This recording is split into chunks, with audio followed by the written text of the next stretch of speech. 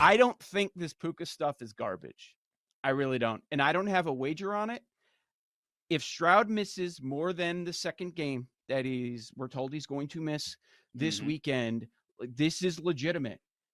Puka can set all-time records this year. He could set the all-time record for a wide receiver this season. Like, he's not that far off at the moment. So the record is 1473, and after last night, he's at 1327 with 2 games left. As long as he stays healthy, he's going to break the record. And you want to talk about a massive move in that market. He's all the way down. I see a 6-1, also an 8-1 out there. The other day, like, it was like 30-40, somewhere in that range. So he was nowhere near. But now that it looks like Stroud's going to be sitting this week, what if the Texans are eliminated? There's no reason to play Stroud. Life, especially in marriage, you have to pick your battles. I am not picking a battle with my mother-in-law and being like, look, no Christmas movies, Patriots, Broncos, Christmas Eve night. That ain't happening. I am not watching this. I have no desire to watch this. Oh, this is just is anybody else really confused with this week's schedule? Like, I keep forgetting, okay, Yeah. which day is Christmas Eve? Which day is Christmas? And which games are this? It's like, okay, are the 2 Saturday games, is that Christmas Eve yet or what? But look, if you're really begging for some action, if you're looking to get away from the family and sneak into the other room and just watch football and say that you've got to do this, like, if you need it, I would just take the dog in a low total game.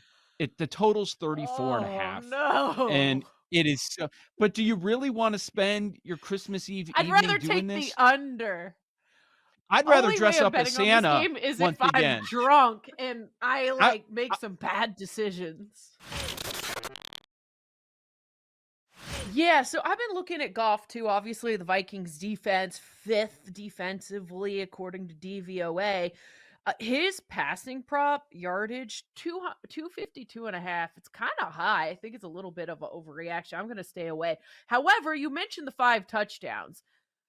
It'll be tough to get that, but 5, 1, 2, 2, 2, 2, 2. I mean, I think over 1.5 passing touchdowns for Jared Goff is a pretty good look at -120. Now look, the Lions can clinch the division with a win. That's all they have to do. They can clinch the division for the first time in 30 years, which is amazing.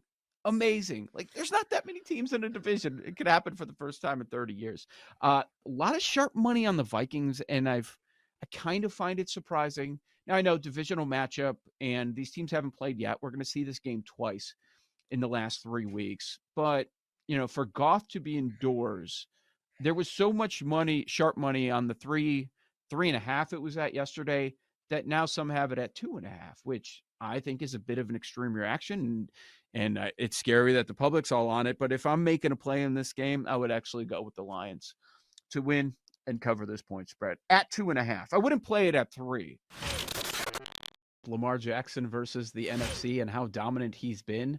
But in this specific case, I think it's legitimate because the straight up record is always talked about. He's 19-1, but the ATS record was losing.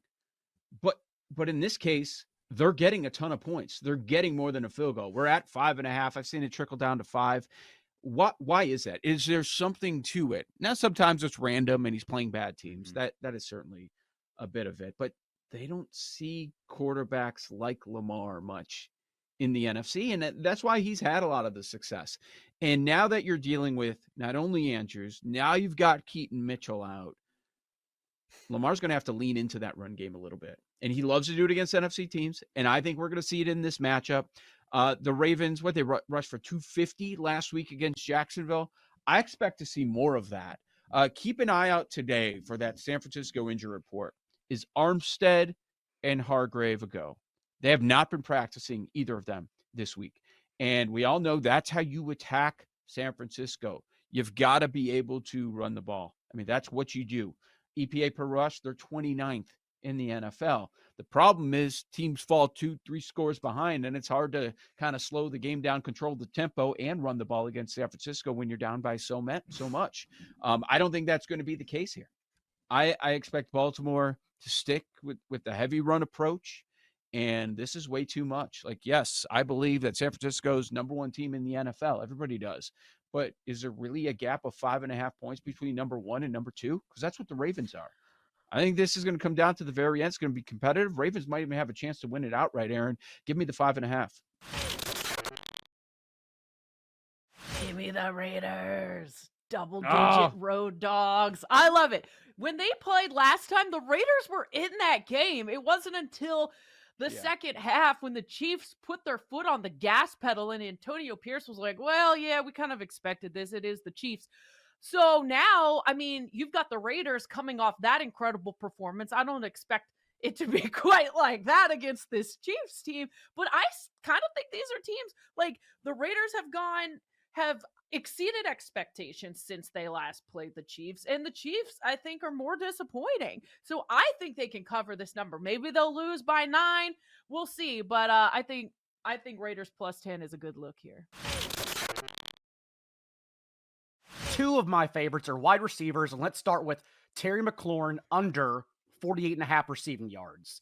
Because I am someone who, like a lot of people in fantasy, I'm doing sabotage drops where I'm dropping players that I want my opponent to start. And Terry McLaurin is someone who has practically for player props for fantasy, he's been useless for a month now. Over his last 4 games prior to last week, he had 50, 0, 43, and 33 receiving yards. It's just not happening right now. And now he's going to run a majority of his routes against this terrifying DJ Reed, Sauce Gardner defense secondary for the Jets. So definitely on McLaurin under.